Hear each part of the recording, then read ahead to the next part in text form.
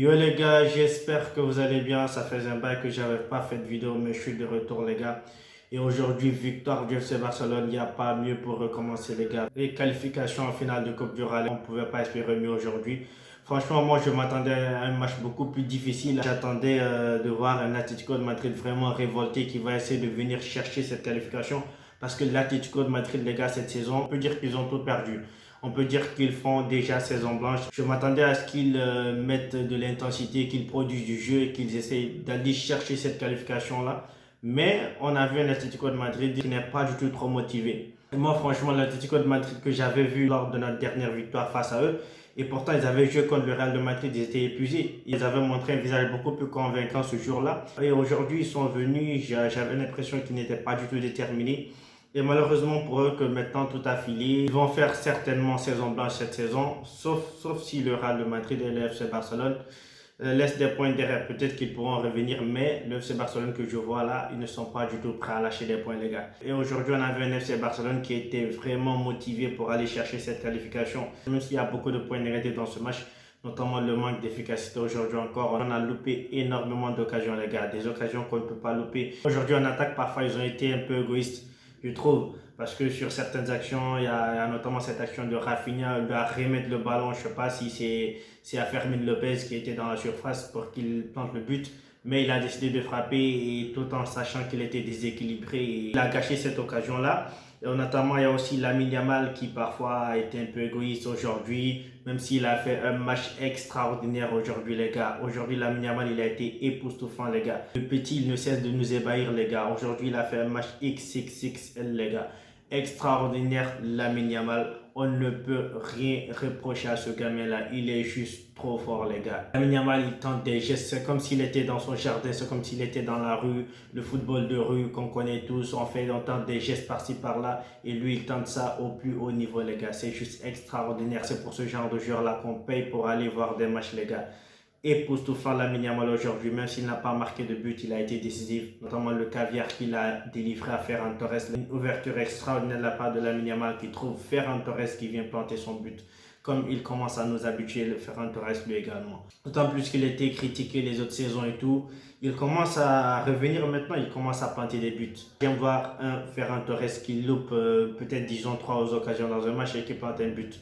Plutôt que de voir un Ferran Torres qui loupe toutes ces occasions, les gars, aujourd'hui j'ai apprécié, j'ai aimé son match, les gars, extraordinaire, Ferran Torres. Rafinha, de son côté, il a été trop égoïste, les gars, il faut qu'on se dise la vérité. Il a trop joué pour lui aujourd'hui, et s'il avait été un peu altruiste sur certaines actions, on aurait pu terminer ce match minimum avec 3 buts, les gars, minimum avec 3 buts. Mais je le comprends, il revient de blessure, il avait une blessure à la main, juste si je ne me trompe. Aujourd'hui, dans l'ensemble, ils ont fait un très bon match, notamment Pedri. Pedri, le meilleur milieu de terrain du monde, tout simplement. Personne ne peut le presser, les gars. La tranquillité avec laquelle il joue, c'est juste extraordinaire. Pedri, il ne cesse de nous épater, les gars. Et on savait tous qu'il avait ce talent-là. Le seul problème de Pedri, c'était les blessures. Maintenant qu'il est épargné avec les blessures, on peut voir le talent, on peut voir le joueur qu'il est. Franchement, c'est juste extraordinaire le niveau qu'il a actuellement. À ses côtés, Frenkie de Jong qui, depuis son retour en forme, livre des performances extraordinaires, les gars. C'est top performance sur top performance. Et la défense aujourd'hui, globalement, ils ont été solides. Même si sur certaines actions, ils se sont un peu endormis et ils ont donné des occasions à l'Atlético de Madrid. Et je trouve que c'est normal, on ne peut pas rester concentré à 100% durant toute une rencontre. Mais globalement, ils ont fait un très bon match, la défense.